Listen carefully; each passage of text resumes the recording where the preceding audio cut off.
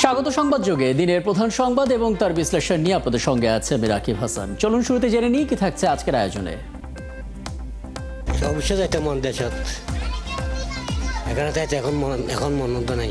বাংলা সরকার তো খুব চেষ্টা করে আর যাতো নর আর তো এখন যাইতে মনে হয় আমরা যেতে চাই, যেদিকে দেখ না কেন আমরা আগে যাইতে চাই sir. That time we had no anything to stay here.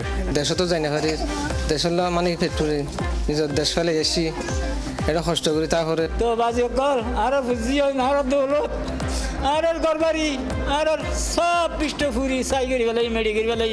এবার থাকছে বিস্তারিত। নিজ ভূমে ফিরে যেতে উদ্গ্রীব রোহিঙ্গারা। রোহিঙ্গাদের দেশে ফেরাতে আসন্ন জাতিসংঘ সম্মেলনে তাদের পক্ষে জোরালো যুক্তি দেবে বাংলাদেশ। সরকারের এই উদ্যোগকে সাধুবাদ জানিয়েছেন বাস্তুচ্যুত রোহিঙ্গারা। অন্যদিকে মিয়ানমারের সংকটময় পরিস্থিতির উন্নতি না হওয়ায় এখনও বাংলাদেশে রোহিঙ্গাদের অবৈধ প্রবেশ বন্ধ হয়নি। কক্সবাজারে রোহিঙ্গা পরিস্থিতি নিয়ে সহকর্মী মুজাহিল হক রুমেনের 4 পর্বের ধারাবাহিক প্রতিবেদনের আজ 3য় পর্ব ক্যামেরায় ছিলেন খোরশেদ আলম। মিয়ানমারে 2017 সালে গণহারে রোহিঙ্গা জাতিগোষ্ঠী নিধন শুরু হলে কয়েক সপ্তাহে প্রায় 8 লাখ রোহিঙ্গা জীবন বাঁচাতে বাংলাদেশে আসে। বাংলাদেশ সরকার রোহিঙ্গাদের অধিকার ফিরিয়ে দিতে আন্তর্জাতিক মহলে চেষ্টা অব্যাহত রাখলেও মিয়ানমারের রোহিঙ্গাদের দুঃসহ পরিস্থিতির পরিবর্তন হয়নি।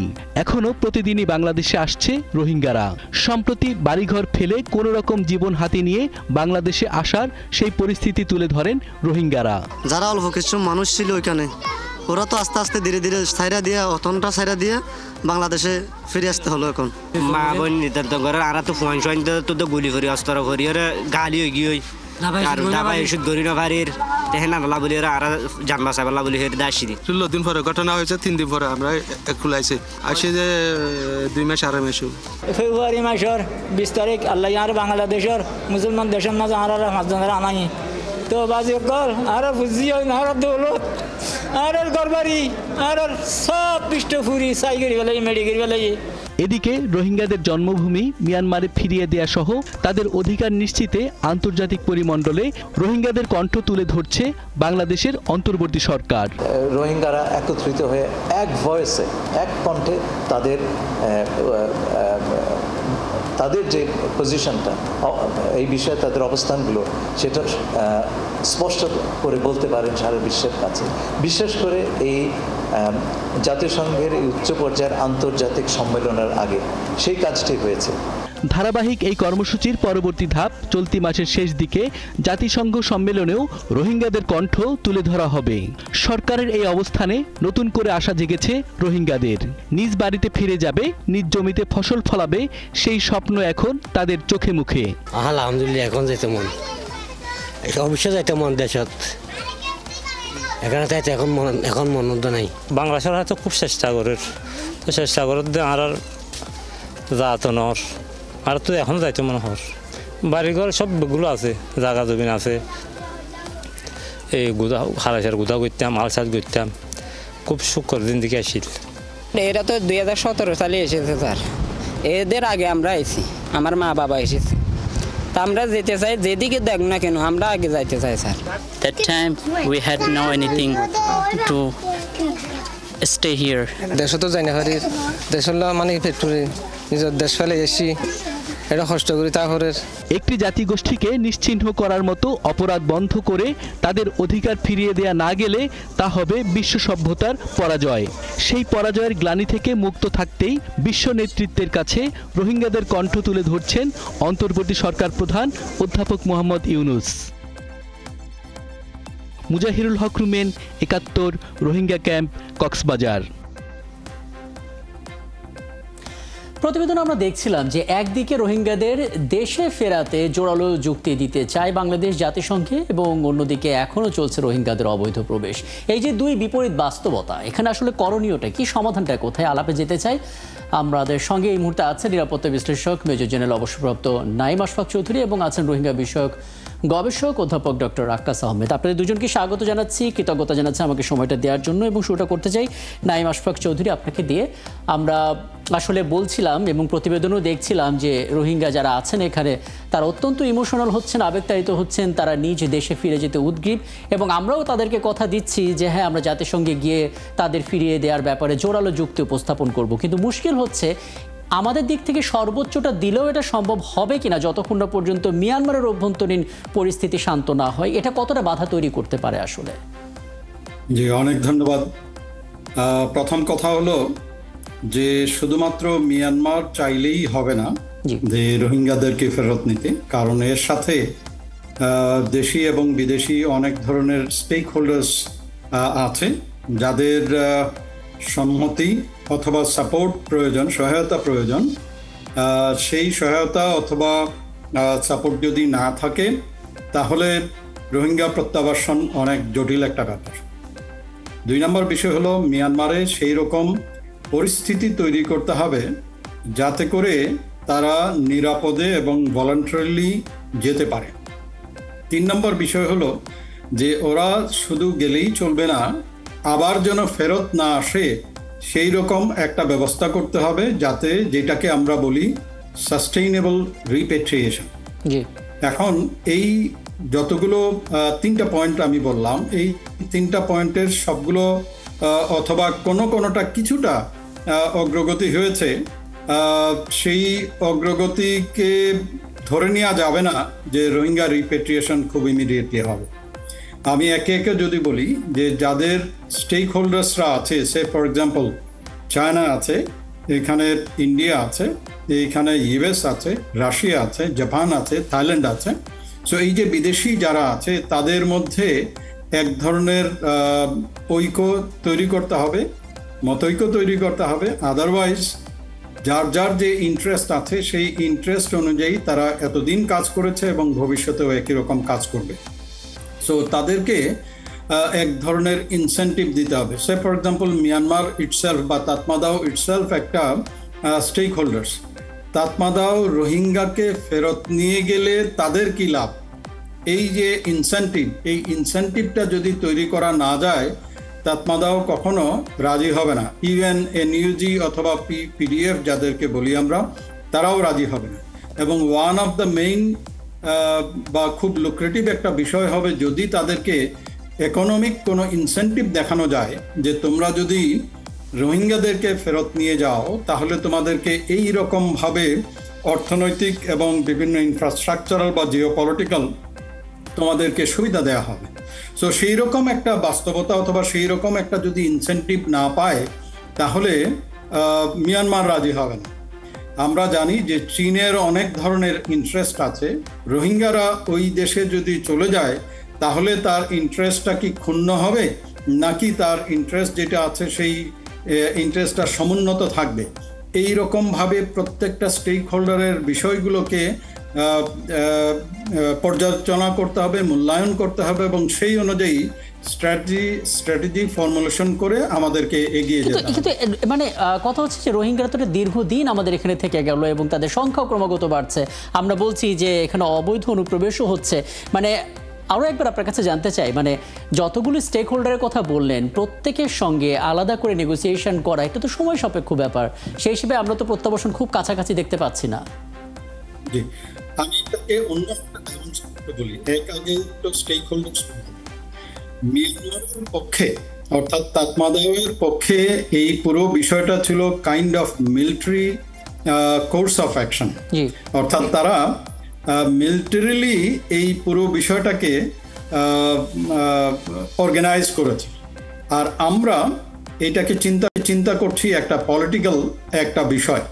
সো চিন্তা করেন যে একদিকে যে অপারেশন করছে সে চিন্তা করছে মিলিটারি লাইন্স অফ অপারেশন, আর আমরা যারা বাংলাদেশ অথবা পৃথিবীর অন্যান্য যারা চেষ্টা করছে এটাকে সমাধান করার জন্য, আমরা চিন্তা করছি এটাকে পলিটিক্যালি রিজলভ করার জন্য।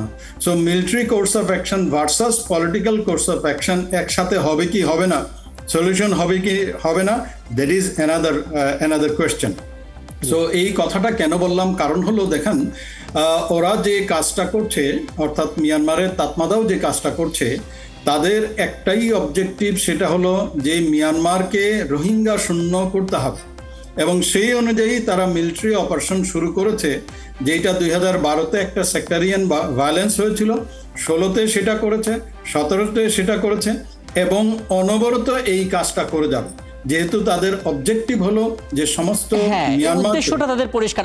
আমি এরপরে যখন আপনার কাছে আসব তখন দুটো বিষয় একটু জানার চেষ্টা করব, যেটা সাধারণ মানুষের একদম স্বাভাবিক জিজ্ঞাসা, যে আমরা অনুপ্রবেশটা কেন ঠেকাতে পারছি না, অর্থাৎ এখনো কেন অবৈধ অনুপ্রবেশের চেষ্টা হচ্ছে, হলে আমরা আসলে কি করব, এবং পরবর্তীতে জানার চেষ্টা করব যে মিয়ানমারের যে নির্বাচনটা হতে যাচ্ছে সাম্প্রতিক সময়ে, সেটা আসলে আমাদের এই ডিসকাশনের মধ্যে কোনো প্রভাব ফেলবে কিনা। আমি নিশ্চয়ই আসবো আপনার কাছে। অধ্যাপক ডক্টর আকাশ আহমেদ, একটু বলবেন, আমরা তো বলছি জোরালো যুক্তি তুলে ধরবো, কোন কোন যুক্তিগুলো আসলে সামনে আনতে পারি আমরা, কারণ আমাদের যেই ভোগান্তিটা সেটা আসলে একেবারে বিস্তারিতভাবে তুলে না ধরলে বিশ্বমহলের নজরে তো আমরা পড়তে পারবো না। কোনটা আসলে তুলে ধরা প্রয়োজন? থ্যাংক ইউ, আপনাকে অসংখ্য ধন্যবাদ আমাকে বলার সুযোগ করে দেওয়ার জন্য। আসলে আমি প্রথমে বলতে চাই যে রোহিঙ্গা ইনফ্লাক্স বা রোহিঙ্গা অনুপ্রবেশ আমাদের দেশে যেটা হয়েছে সেটা হচ্ছে যে মূলত আমি বলবো যে মায়ানমারের যে 7টা স্টেট, 7টা রাষ্ট্র, তার মধ্যে অন্যতম একটি গুরুত্বপূর্ণ স্টেট হচ্ছে রাখাইন, যেটার সাথে বঙ্গোপসাগরের দীর্ঘ সীমানা রয়েছে এবং বাংলাদেশের সাথেও দীর্ঘ সীমানা রয়েছে, এবং যেখানে প্রচুর পরিমাণ প্রাকৃতিক খনিজ সম্পদ রয়েছে বঙ্গোপসাগরের মধ্যে এবং রাখাইন স্টেটের মধ্যে। এবং রাখাইন স্টেট হচ্ছে সবচেয়ে গুরুত্বপূর্ণ স্টেট ভূরাজনৈতিকভাবে এবং খনিজ সম্পদে ভরপুর একটি স্টেট হচ্ছে রাখাইন। সেজন্য রাখাইনের প্রতি সবার লোলুপ দৃষ্টি। প্রথমত তাতমাদাও যে বার্মার যে সেনাবাহিনী, তাদের লোলুপ দৃষ্টি যে কিভাবে সেখানে ল্যান্ড ইভ্যাকুয়েট করতে হবে, ভূমি খালি করতে হবে এবং ভূমি দখল করতে হবে এবং সেখানে পাওয়ার প্লান্টেশন করতে হবে, সেখানে কোয়েল মাইনিং, সেখানে স্পেশাল ইকোনমিক জোন, বিশেষ অর্থনৈতিক অঞ্চল, এবং সেখানে চায়নার ইনভেস্টমেন্ট, ভারতের ইনভেস্টমেন্ট, এবং বিশেষ করে এই অঞ্চলটা আমরা দেখি যে নর্থ ইস্ট ইন্ডিয়া এবং দক্ষিণ চীন, সাউথ চায়না যেটা ইউনান প্রভিন্সের সাথে very close two south China এবং নর্থ ইস্ট ইন্ডিয়ার সাথে, এবং অলরেডি ভারত এবং চায়না 2টা বন্দর সেখানে নির্মাণ করেছে, কিউপিও এবং সিটে 2টা বন্দর নির্মাণ করেছে। এবং ভারত এবং চায়নার যে স্বার্থ, সেই স্বার্থ তাদের চরিতার্থ করবার জন্য সেখানে আমরা শুধুমাত্র ধর্মীয় এবং রাজনৈতিক প্রেক্ষাপটে রোহিঙ্গা অনুপ্রবেশকে দেখলে হবে না। সেটা হচ্ছে কি সেখানের যে ভূরাজনৈতিক গুরুত্ব, অর্থনৈতিক গুরুত্ব এবং ভূকৌশলগত গুরুত্ব এবং বন্দর সুবিধা এবং যে গ্লোবাল কানেক্টিভিটি, এই যে বঙ্গোপসাগরের সাথে আপনি ভারত মহাসাগরের সাথে আরব সাগর এবং সেখান থেকে হরমুজ প্রণালী, আবার এখান থেকে এডেন উপসাগর হয়ে সেটা এডেন প্রণালী হয়ে সেটা আপনার হচ্ছে লোহিত সাগর, সুয়েজ ক্যানাল হয়ে সেটা ভূমধ্য সাগর যাচ্ছে এবং সেখান থেকে আটলান্টিক পাড়ি দিয়ে আমেরিকা যাওয়া যাচ্ছে।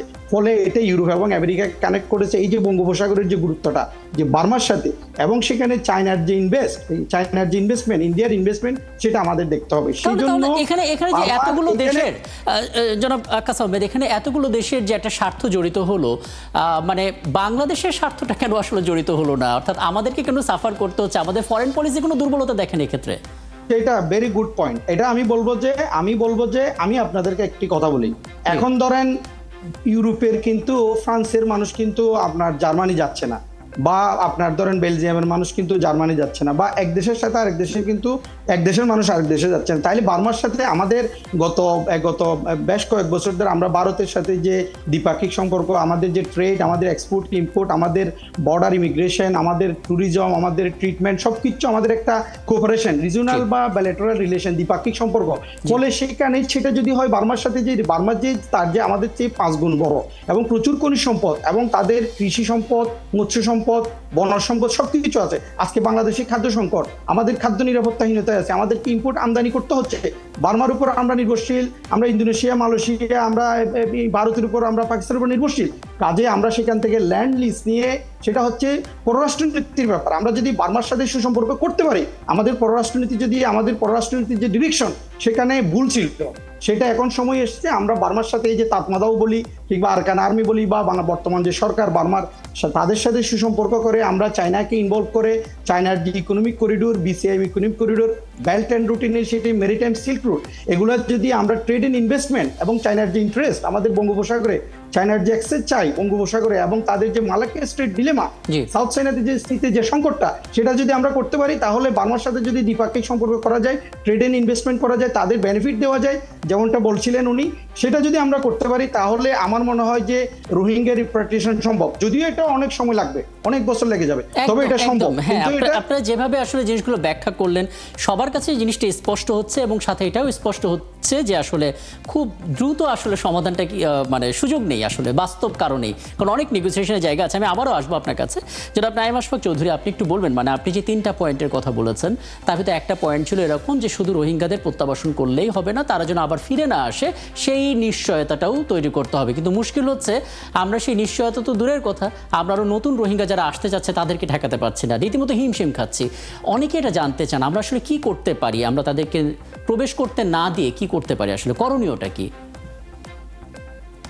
প্রথম কথা হলো যে আমরা যদি বুঝে থাকি যে আলটিমেট অবজেক্টিভ অফ মিয়ানমার হলো মিয়ানমারে রোহিঙ্গা শূন্য করতে হবে, এই আলটিমেট অবজেক্টিভটা যদি আমরা গ্রহণ করি সেই ক্ষেত্রে প্রথম কাজ যেটা হবে বর্ডার সিলিং, এবং বর্ডার সিলিংয়ে আমাদের ডেফিনেটলি দুর্বলতা আছে এবং সেই দুর্বলতাটা কাটিয়ে উঠতে হবে।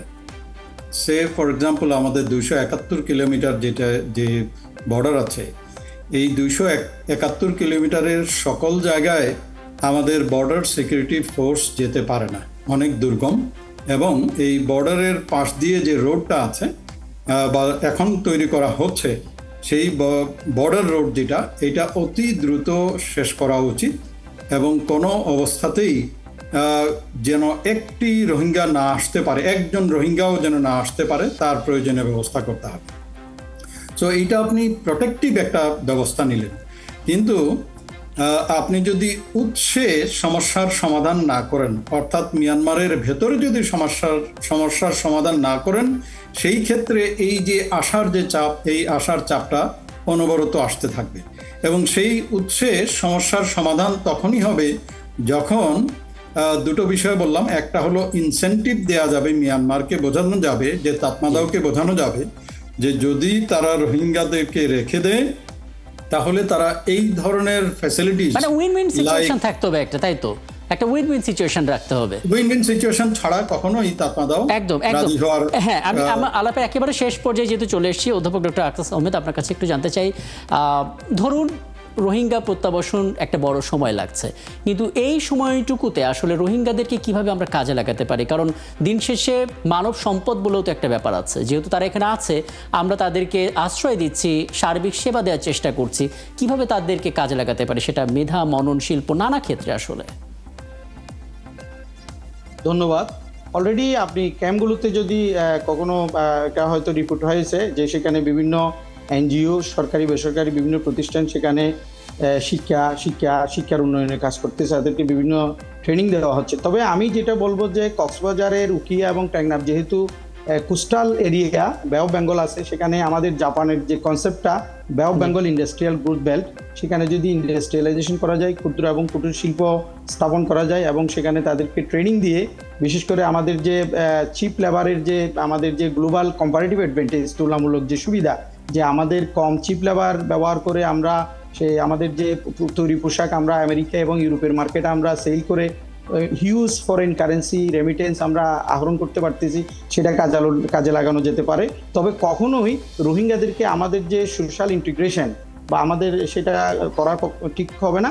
তবে তাদেরকে ট্রেনিং দিয়ে, তাদেরকে শিক্ষিত করে, তাদেরকে কর্মদক্ষ তৈরি করে, দক্ষ জনসম্পদে পরিণত করে যদি আমরা তাদেরকে কাজে লাগাতে পারি, তাহলে তারা লোকাল ইকোনমি এবং বাংলাদেশের যে জিডিপি সেখানে তারা কন্ট্রিবিউট করবে এবং পার ক্যাপিটা ইনকামও বাড়বে, আবার অন্যদিকে আমাদের জিডিপিও বাড়বে, আমাদের জিডিপির সাইজ বাড়বে এবং এটা ন্যাশনাল ইকোনমিতে কন্ট্রিবিউট করবে। এবং এই যে কনসেপ্টটা, এটা একটা গুরুত্বপূর্ণ কনসেপ্ট এবং এটা যদি বাংলাদেশ সরকারের এখানে পলিসি নেওয়া দরকার, এখানে পাবলিক পলিসির বিষয়টা খুবই ইম্পর্টেন্ট, বিশেষ করে industrial policy, industrial growth belt, জাপানের যে কনসেপ্টটা, এবং সেটা যদি আমরা করতে পারি। আরেকটা হচ্ছে কি, কক্সবাজারে এখন যে মাতারবাড়ি সিপোর্ট, ডিপ সিপোর্ট, সেটা তো আছেই, সেটা তো আমরা জানি যে জাইকার স্পন্সরে সেটা তাদের কনসালটেন্সি এবং টেকনোলজিতে সেটা হচ্ছে। পাশাপাশি উকিয়া এবং টেকনাফে যদি সেখানে যদি ডিপ সিপোর্ট করা যায় এবং সেটা যদি গুন্দম হয়ে, উকিয়ার গুন্দম হয়ে আমাদের যে মিয়ানমারের যে রাখাইন স্টেট, দেন আপনার সিন স্টেট, দেন হচ্ছে সাগাইং, দেন কাসিং, দেন হচ্ছে সাউথ চাইনা ইউনিয়ন প্রভিন্স, সেখানে যদি প্রজেক্টের সাথে বাংলাদেশকে কানেক্ট করা যায় তাহলে বাংলাদেশ একটা হিউজ পরিমাণ রেভিনিউ কালেকশন করতে পারবে এবং বাংলাদেশের পার ক্যাপিটা ইনকাম এবং জিডিপিতে একটা বড় ধরনের কন্ট্রিবিউশন করতে পারে, যেটা বাংলাদেশ সরকার এই সময়ের মধ্যে, এই সরকারের মধ্যে আমার মনে হয় চায়নার যে ইনভেস্টমেন্ট, তার যে ফরেন কারেন্সি রিজার্ভ এবং তার যে টেকনোলজি, সেটা যদি আমরা কাজে লাগাতে পারি, তাদেরকে ইনভাইট করতে পারি, তাহলে আমাদের দেশের যে অর্থনৈতিক উন্নয়ন এবং পভার্টি এলিভিয়েশন এবং বিশেষ করে রোহিঙ্গা জনগোষ্ঠীর যে 20 লক্ষ। অনেক ধন্যবাদ এই পরামর্শগুলো নিয়ে আসলে আলাপটা শেষ করি এবং আশা করছি সামনে কোনো আয়োজনে আবারও আপনাদের সময় আমরা পাবো এবং আরও বিস্তারিত আলাপ করার সুযোগ আমাদের হবে। অনেক ধন্যবাদ যুক্ত হওয়ার জন্য। আমাদের সঙ্গে ছিলেন দুজন অতিথি, ছিলেন নিরাপত্তা বিশ্লেষক মেজর জেনারেল অবসরপ্রাপ্ত নাঈম আশফাক চৌধুরী এবং রোহিঙ্গা বিষয়ক গবেষক অধ্যাপক ডক্টর আক্কাস আহমেদ, এবং আমরা কথা বলছিলাম সহকর্মী মুজাল্লা রহমানের প্রতিবেদন। আমরা দেখছিলাম যে রোহিঙ্গাদের প্রত্যাবর্ষণের ক্ষেত্রে আমরা আমাদের দিক থেকে জোরালো যুক্তি তুলে ধরার চেষ্টা করছি জাতিসংঘে, কিন্তু এখনও অনুপ্রবেশ করার চেষ্টা করছেন রোহিঙ্গারা। সমাধানটা আসলে কোন পথে, সে উত্তরটা খোঁজার চেষ্টা করছিলাম দর্শক। এবং এই ছিল আজকের সংবাদযোগে। আগামীকাল ঠিক রাত 10টায় আবারও দেখা হবে নতুন কোনো বিষয় এবং তার বিশ্লেষণ নিয়ে। থাকুন একাত্তরের সাথে।